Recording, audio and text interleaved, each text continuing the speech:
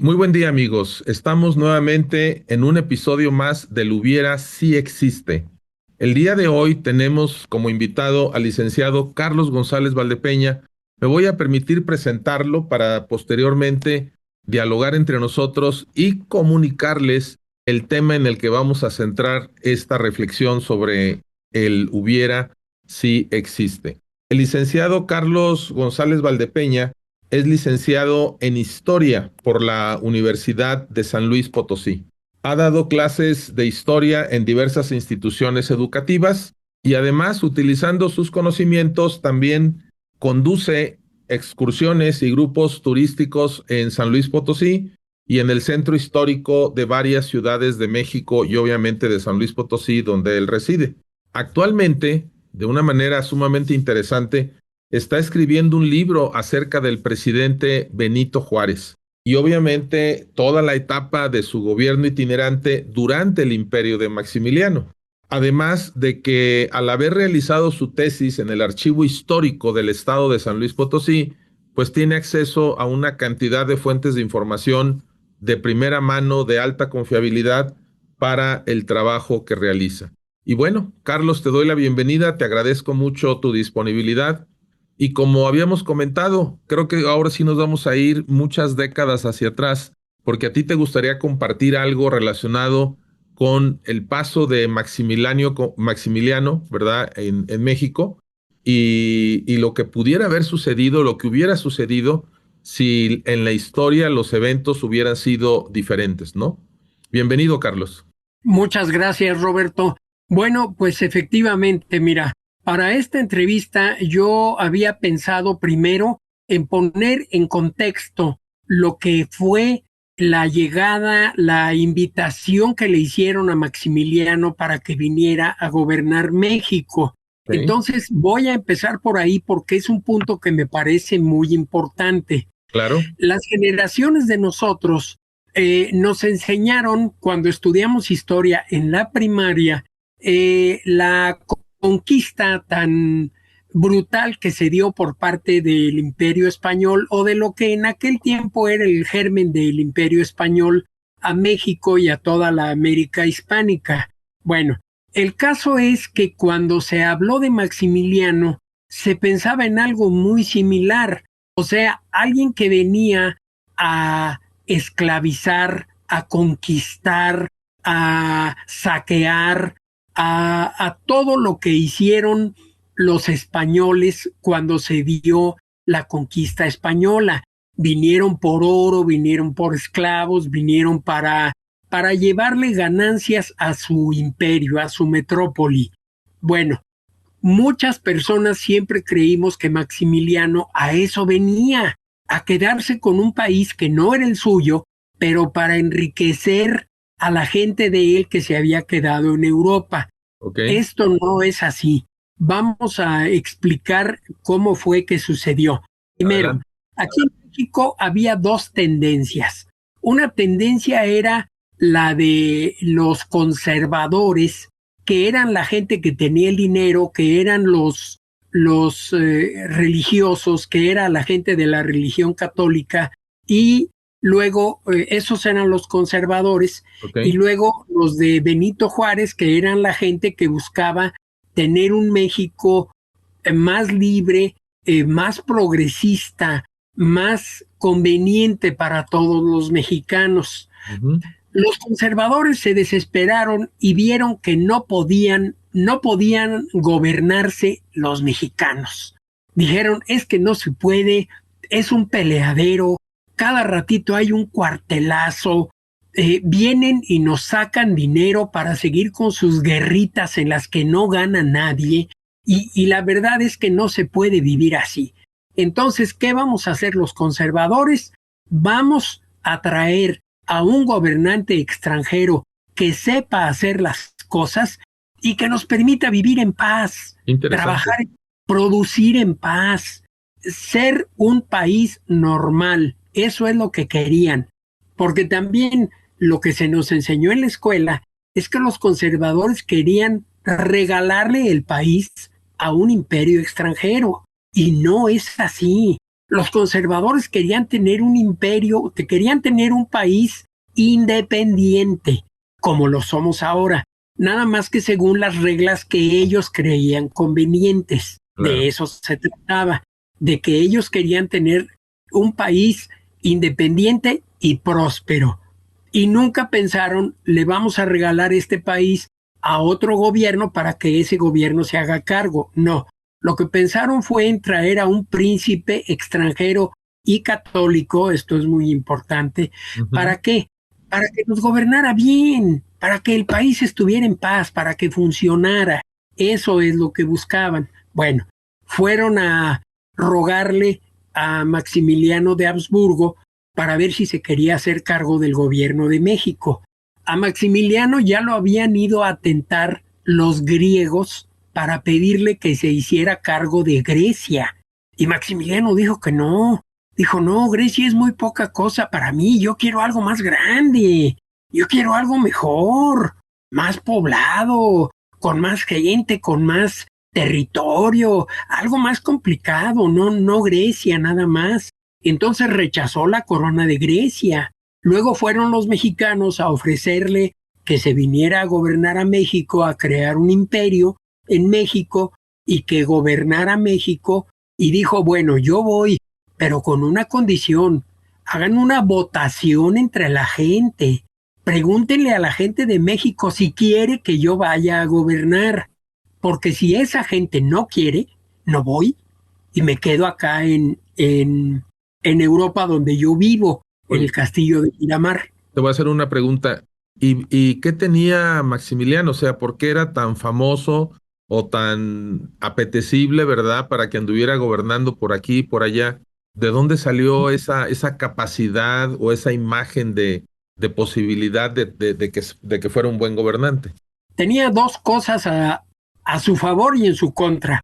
La primera es que él no era un príncipe heredero. El que era dueño del imperio austrohúngaro era su hermano.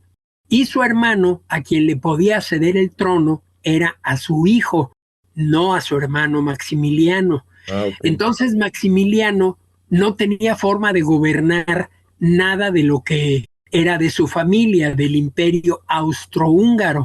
Ok. Esa era una cosa. La otra es que era católico y que era de una familia gobernante, no era un plebeyo, era de una familia gobernante. Entonces, digamos que por eliminación era el que más convenía, porque era un hombre que nunca iba a gobernar un país si no se le ofrecía, como se le ofreció México. Bueno, entonces, ahí atrás de todo eso hay varias cosas que vale la pena analizar, pero que no lo vamos a hacer en este momento porque nos tardaríamos mucho. El principal promotor de que viniera Maximiliano fue el emperador de Francia, Napoleón III, hermano de Napoleón Bonaparte. Napoleón III quería quedarse con una parte de México, específicamente Sonora, porque le dijeron que en Sonora había minas de oro más ricas que las de California. En 1849 se habían descubierto oro en California y entonces lo que sucedió fue la fiebre del oro, que todo el mundo se fue a California para sacar oro. Y Napoleón III sabía que las minas de Sonora eran muy ricas.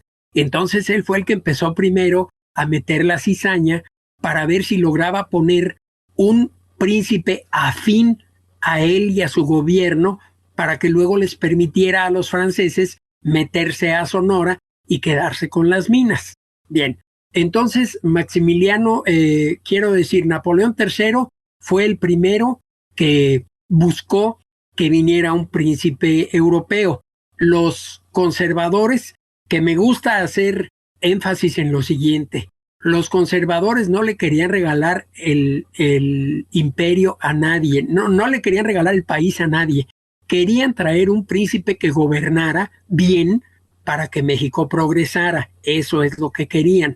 Bueno, fueron por Maximiliano, lo trajeron y efectivamente Maximiliano empezó a organizar el país de una forma muy diferente, como alguien que ya vive en otra época, en otra edad, en otro de otra forma diferente. Para empezar, se dio cuenta que teníamos muchos estados, algunos gigantescos como Chihuahua y otros muy pequeños como Tlaxcala. Entonces hay un mapa en donde propuso, tenía asesores obviamente, donde él propuso que se hicieran 50 estados de la República Mexicana. ¿Esto qué iba a permitir? Iba a permitir que se gobernara mejor. Imagínate gobernar un estado del tamaño de Chihuahua, con la Sierra Madre atravesándolo, con la Sierra Tarahumara, etcétera, etcétera, en un país en el que no había más que unas cuantas líneas de telégrafo, no había ferrocarril, no había infraestructura, los caminos eran solo caminos de herradura, se les llamaba así, por donde transitaban mulas y caballos. Entonces, esto nos habla de que el hombre venía a buscar el bienestar de los mexicanos. Él quería que México progresara y estuviera a la altura de los mejores países del mundo. Eso que te digo de los 50 estados es un ejemplo. Bien, entonces, cuando llega a México Maximiliano, las tropas francesas ya habían empujado al presidente Benito Juárez, que era el presidente legítimo, hacia el norte de la República. Benito Juárez tuvo que salirse de la Ciudad de México en mayo de 1863. Maximiliano llegó en junio del 64. O sea, después de un año llegó Maximiliano.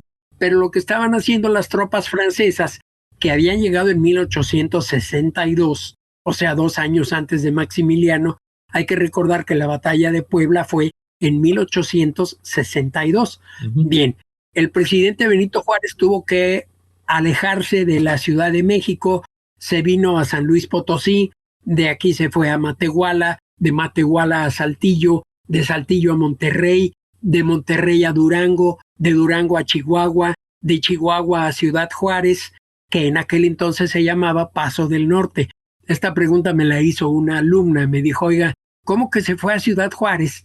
Si él era Benito Juárez, la ciudad no se llamaba Juárez, efectivamente esa ciudad no se llamaba Juárez, se llamaba Paso del Norte. Y ya después con Porfirio Díaz le pusieron Ciudad Juárez, pero muy buena observación que me hizo esta alumna. Bien, entonces el presidente Benito Juárez se fue alejando, él era el presidente legítimo y había expedido leyes que no le gustaron nada a la religión católica y que no le gustaron nada al Papa y al Vaticano. Estas leyes decían que la religión católica no tenía necesidad de ser dueña de haciendas, de casas, de edificios, de todo eso, porque no era la función de la religión. La función de la religión era impartir servicios religiosos y para eso no necesitaba ser dueñas de haciendas. Y claro, nosotros no lo sabemos, pero la religión católica manejaba lo que hoy conocemos como el registro civil. No existía el registro civil, solo existía el registro religioso. Solo podías ser enterrado en un panteón propiedad de la religión católica. Y si no te enterraban ahí, no entrabas al cielo. Esa era una condición. Okay. Entonces nadie se le quería poner al brinco a la religión porque no te iban a dejar enterrarte ahí. Tu registro, no existía el registro civil, pero sí el registro de bautismo, la fe de bautismo. Entonces, si a ti no te bautizaban, pues prácticamente no tenías ningún documento.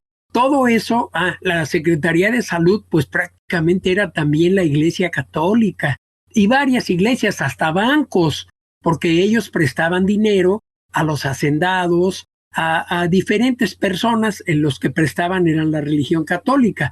El presidente Juárez dijo, ustedes no tienen que hacer eso, lo va a hacer el gobierno, y les quitó muchas propiedades. Se las quitó y las vendió y el dinero se le quedó al gobierno. Cuando llegó Maximiliano, los conservadores pensaron que Maximiliano les iba a regresar todas esas propiedades a la religión católica y Maximiliano dijo que no.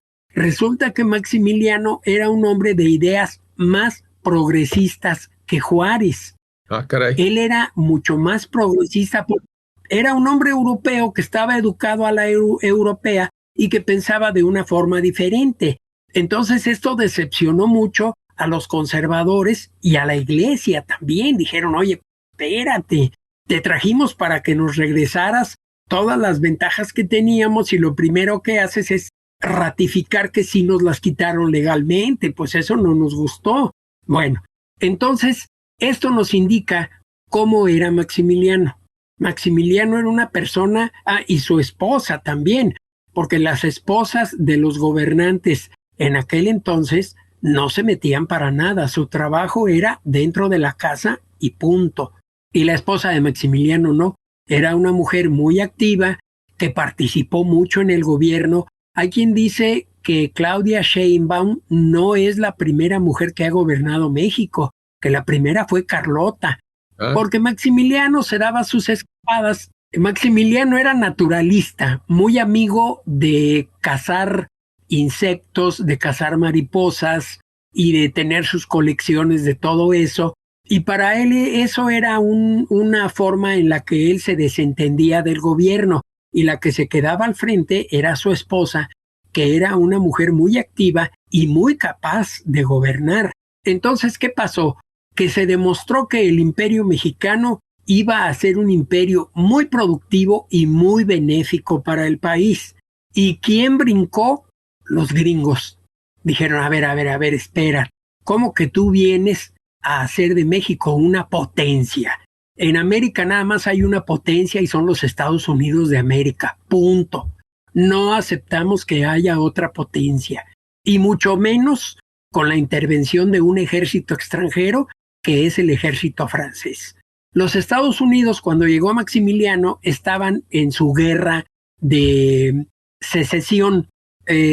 Voy a usar nada más 2 renglones para hablar de la guerra de secesión, porque es un tema tan vasto que no quiero ocupar minutos. Bien, la guerra de secesión se dio porque el presidente Lincoln era antiesclavista y los estados del sur de los Estados Unidos eran esclavistas. Entonces, el presidente Lincoln dijo, voy a abolir la esclavitud en todo el país. Y los Estados Unidos del sur le dijeron, momento, si tú haces eso, nos levantamos en guerra y te derrocamos y todo el país va a volver a ser esclavista. Ganó Lincoln, y gracias a que ganó Lincoln ya no hubo esclavitud en los Estados Unidos. Y entonces, ya que terminó la guerra civil en abril del 65, digamos que Maximiliano ya tenía más o menos un año aquí, poco menos de un año aquí, entonces los Estados Unidos se dieron cuenta de ese problema.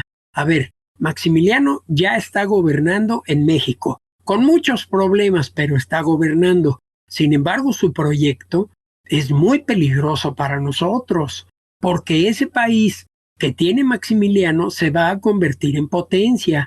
Va a haber trabajo, va a haber caminos, va a haber ferrocarriles, va a haber productividad, y eso no nos conviene a los Estados Unidos. A los Estados Unidos nos conviene que todos los países sean subdesarrollados, menos nosotros. Y entonces no queremos que Maximiliano siga gobernando México. ¿Qué hacemos? Vamos a ayudar a Benito Juárez, vamos a apoyarlo, le vamos a dar armas, le vamos a dar dinero, le vamos a dar apoyo, y además vamos a hablar con Napoleón III y le vamos a decir, oye, me sacas a tus tropas de México. Nosotros tenemos una doctrina que se llama Doctrina Monroe, que dice que América es nada más para los americanos, no permitimos extranjeros. Todos decimos que los Estados Unidos dicen América, toda América para los americanos, pero no para todos los americanos, nada más para los gringos. Eso es lo que dice la doctrina Monroe, ¿verdad? O sea, sí, está bien que toda América sea para los americanos, pero nada más a los americanos de Estados Unidos. Bueno, entonces empezaron a presionar los norteamericanos a Napoleón III para que sacara a sus tropas de México.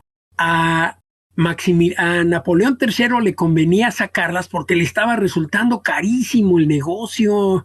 Tener tantos soldados aquí le estaba resultando muy caro, y además se venía una guerra contra Prusia, y esa guerra iba a requerir muchos soldados franceses para pelear contra Prusia en Europa. no en México. Así es que, por una parte, los gringos presionando a Napoleón III y por otra parte, la opinión pública francesa exigiéndole a Napoleón III, ya tráete a aquella gente para acá porque está saliendo muy caro y porque aquí se van a ocupar dentro de poco, ¿eh? Así es que más vale tenerlos aquí aclimatados y no que lleguen de un día para otro. Y entonces empezaron a dejar solo a a Maximiliano, lo empezaron a dejar colgado de la brocha, se empezaron a ir, primero un contingente, luego otro contingente. Llegó un momento en 1866 que Napoleón III, que Maximiliano se dio cuenta que ya lo estaban dejando solo. Y entonces su esposa, que tenía más iniciativa que él, Carlota, en el año 66 se fue a Europa y le dijo, oye, yo me voy a exigirle a Napoleón III que deje aquí las tropas. Habíamos quedado que él nos iba a apoyar y ahora que se está yendo nos está dejando solos. Napoleón III no la quiso recibir. Dijo, no, ya las tropas se regresan y se regresan. Entonces Carlota se fue al Vaticano y le dijo al Papa, oiga, Papa, ¿cómo le hacemos? Ayúdenos, díganos cómo podemos conseguir apoyo. Y el Papa le dijo, ¿te acuerdas que cuando ustedes se iban a México, primero pasaron por aquí? Y yo le dije a Maximiliano que tenía que recuperar todas las propiedades de la iglesia que tenía en México. Okay. Y Maximiliano me dijo que no. Bueno, pues ahora que se rasque con sus propias uñas. Y entonces dejaron a Maximiliano colgado de la brocha. Los patriotas mexicanos empezaron a acorralarlo. Maximiliano pensó en abdicar, pero se dio cuenta de que un Habsburgo, que era la casa de su familia, no podía abdicar, no se podía ir con la cola entre las patas. Se fue a Querétaro, en Querétaro lo rodearon los mexicanos, lo tomaron preso, lo fusilaron y ahí acabó. Bueno, eso es lo que sucedió. Ahora, lo que nos interesa de esta plática y qué hubiera sido. Pues todo parece indicar que el hubiera era ese, que México iba a convertirse en potencia. México iba a ser un país que tiene los recursos para ser potencia, y eso que en aquel entonces no funcionaba el petróleo. O sea, de que existía, porque el petróleo tiene millones de años escondido debajo de la tierra. Pero a lo que me refiero es que no tenía utilidad. Algunos mexicanos lo usaban, el chapopote, para poner, para tapar fugas, para cosas así por el estilo, pero no tenía la utilidad que tiene ahora con los automóviles de gasolina. Entonces, pero no había eso, pero había oro, pero había plata, pero había tierras fértiles como las del Bajío, había una gran cantidad de cosas que permitirían que México fuera potencia si los gobernantes fueran más inteligentes y menos sinvergüenzas. Y parece que Maximiliano tenía esas dos cosas. Maximiliano ya se había roto el cordón umbilical con Viena, con Austria. Él ya era mexicano. Él no era un hombre que quería ser mexicano. No, ya era. Vestía de charro, usaba sombrero charro. Caray. Vivía en México como mexicano. Adoptó a un niño de la raza otomí, recién nacido. La mamá murió, nació la criatura y a los 3 días murió el niño. Pero él lo adoptó como su hijo para que fuera el príncipe heredero. Entre paréntesis, no tuvieron hijos Maximiliano y Carlota. Bueno, entonces el problema es que Maximiliano prácticamente venía a enseñar cómo se gobierna un país para que sea próspero. Esto creó un problema en las generaciones posteriores porque nos da a entender que nuestro país tiene potencial, pero que los gobernantes no han sabido aprovecharlo. En algunas causas se ha aprovechado, por ejemplo, tenemos presas para riego, tenemos infraestructura, tenemos carreteras, tenemos ferrocarriles, etcétera. Pero hay una cosa que a mí siempre me gusta sacar. Desde que empezó el siglo XX y hasta hoy, el automóvil es un producto importantísimo, necesario en todo el mundo. ¿Y qué sucede? Que los mexicanos no tenemos una fábrica nacional de automóviles. Hubo una que duró 3 años y que por cuestiones políticas desapareció, pero no podemos hacer nuestros propios automóviles porque se atraviesa esto, porque se atraviesa aquello, porque sucede esto. Tenemos acero, tenemos hule, tenemos todo para hacer automóviles, pero no podemos hacer nuestros propios automóviles. Ahí se demuestra que seguimos atrasados en muchas cosas. Tenemos científicos que se van a la NASA y brillan intensamente. Tenemos inventores, por ejemplo, la píldora anticonceptiva que ya no se utiliza fue un invento mexicano y muchas cosas en las que me puedo extender. El problema, como podemos ver, es que los gobernantes que hemos tenido y la apatía de los mexicanos han impedido que este país progrese a ese nivel. Y claro, que no se nos olvide, el empuje de los gringos, ¿eh? A los gringos les conviene más que seamos un país subdesarrollado. Por eso cuando llega un presidente populista y empieza a despotricar contra los gringos no se apuran, dicen, mira, no hay problema, que digan lo que quieran, al fin que nosotros lo controlamos desde acá. A la hora que Trump le dice a López Obrador, te vienes mañana porque te necesito aquí en Washington, ahí va López Obrador, nos consta que fue hasta allá. ¿Por qué? Porque lo mandó llamar Trump. Estoy hablando de cuando gobernaba Trump la primera vez. Entonces, veamos cómo están las cosas. Que los gringos ponen iba a decir grano de arena, pero su piedra para que no salgamos adelante y nuestros problemas internos nos impiden seguir saliendo adelante. Bien, pues entonces el meollo del asunto es ese, que México tuvo la posibilidad de convertirse en potencia gracias a un gobernante que sí sabía hacer las cosas.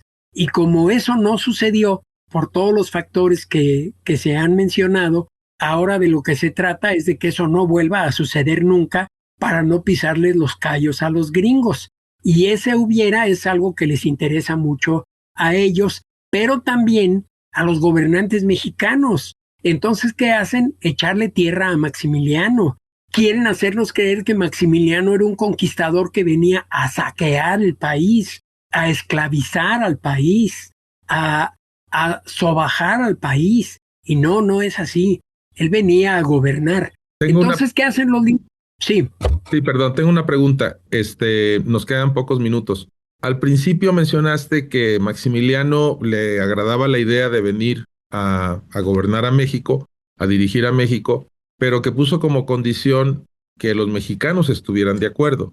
Ahí no se hizo ninguna votación ni nada, o sea, probablemente esos mexicanos que estaban de acuerdo eran los conservadores. No creo que hayan hecho alguna consulta pública a los mexicanos para validar que viniera Maximiliano. A ver, tomemos en cuenta estos dos factores. Primero, el plebiscito sí se hizo, sí se llevó a cabo un plebiscito a nivel nacional, sí se llevó a cabo. Segundo, en aquel entonces, la gente que no podía votar era la gente que no sabía leer ni escribir. Tomemos en cuenta eso. Solo votaban los que sabían leer y escribir. Entonces dejamos fuera a muchísima gente. El índice de analfabetismo del país era muy alto. Creo que era arriba del 80%.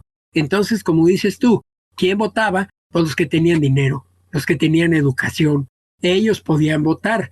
Y obviamente esa gente votó porque sí se le llamara a Maximiliano. Y otra cosa, esas votaciones se hicieron en presencia de los soldados franceses.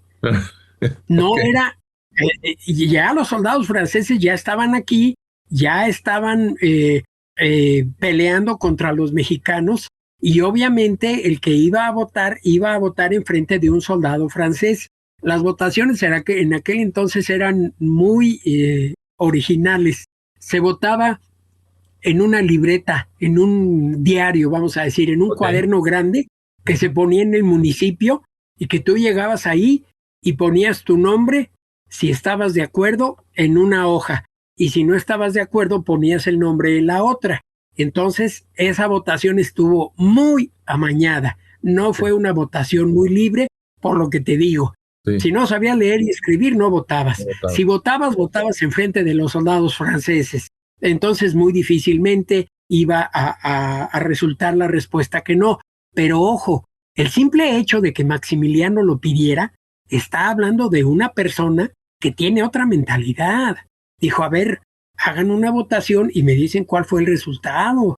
Y eso no lo pide cualquiera. Dice, a ver, sí voy, pero voten y díganme si sí o si no. Eso es algo muy importante que nos habla de la forma de actuar de Maximiliano. Lo que me llama la atención es que, pues de alguna forma, Maximiliano venía del futuro. Haz de cuenta que hizo un viaje en el tiempo a un país que estaba a lo mejor décadas atrás de Francia y venía con una mentalidad completamente diferente, como tú dices, ¿no? Incluso el tema de ver la distribución geográfica del país, como mencionas, tenía asesores y probablemente eran asesores franceses también. En efecto, mira, creo que ese ejemplo que has puesto, que venía del futuro, primero es muy válido y segundo se puede adaptar a este año 2026. Vamos a suponer que un ingeniero que está acostumbrado, un ingeniero electromecánico que está acostumbrado a poner subestaciones eléctricas, lo contratan para ir a colocar una subestación eléctrica a un país africano muy atrasado. Ujú. Va a llegar a ese país muy atrasado y se va a dar cuenta que está viajando en el tiempo. En Sí. ese país sí hay automóviles, a lo mejor sí hay ferrocarril, a lo mejor sí hay edificios, pero se va a dar cuenta de que poner una subestación eléctrica es algo muy avanzado para ese país. Y él va a decir, oye, voy a tener que trabajar de una forma muy diferente a que si me mandan a ponerla en Morelia, Michoacán. Pues ahí en Morelia ya sabemos que hay camionetas, hay choferes, hay carreteras, hay teléfono, hay celular, hay satélite, internet, lo que quieras. Y aquí en este país africano no hay nada de eso. Creo que hiciste una muy buena analogía porque efectivamente venía del futuro. Qué interesante. Pues mira, nos quedan un par de minutos. Quisiera darte un minuto a ti y otro para mí para cerrar, pero la conclusión que mencionas del hubiera está muy clara, ¿no? O sea, eso que no sucedió con Maximiliano en realidad puede suceder. Puede suceder si realmente los mexicanos también salimos de la apatía, que también tú lo mencionaste al principio, ¿no? Esa apatía, esa displicencia, ¿verdad? Que en un momento dado dejamos que las cosas sucedan y no actuamos de otra manera. Y como bien se dice, ¿no? Quien ignora la historia, pues está condenado a repetir los mismos errores. ¿Cuáles serían tus palabras de cierre de esta entrevista? Bueno, primero que si pudiéramos estudiar la historia y analizarla desde un punto de vista más personal, nos daríamos cuenta de que los libros de texto en los que estudiamos nosotros hace 50 años son unos libros en donde al gobierno le convenía que viéramos a Maximiliano como un villano Ya. que venía a destruir nuestro país. Y ya después de que lees un poco te das cuenta que no es cierto. Y ahora, los libros de texto actuales, pues ya son una porquería, con este hombre Marx Arriaga que ni siquiera sabe la fecha de nacimiento de Benito Juárez, vamos de mal en peor. Entonces creo que gran parte de lo que pensamos de Maximiliano está equivocado porque al gobierno le convenía que estuviéramos equivocados y pensáramos así. Ahí termino. Ok, pues muchas gracias. Amigos, espero que disfruten este episodio como yo lo he hecho escuchando a Carlos. Somos amigos desde la infancia y es interesantísimo, ¿no? Ver una cara de la historia diferente a la que hemos venido escuchando toda nuestra vida. Y como bien dices, los nuevos libros de texto, pues todavía van a generar unas distorsiones de la historia, mayores, ¿no? A lo que ya vivimos. Pero nunca es tarde para abrir los ojos y para empezar a actuar en pro de nuestro país. Yo pienso que siempre es oportuno que nos actualicemos, que tengamos unas nuevas visiones y que principalmente identifiquemos acciones que hoy podemos llevar a cabo para construir un mejor México. Este fue un episodio más del Hubiera Si Existe y los invitamos a que nos sigan en nuestras redes sociales y que sigamos continuando nuestro aprendizaje, tanto de temas sociales, en este caso fue histórico-social, y también de temas empresariales. Muchas gracias y seguimos en contacto. Hasta luego.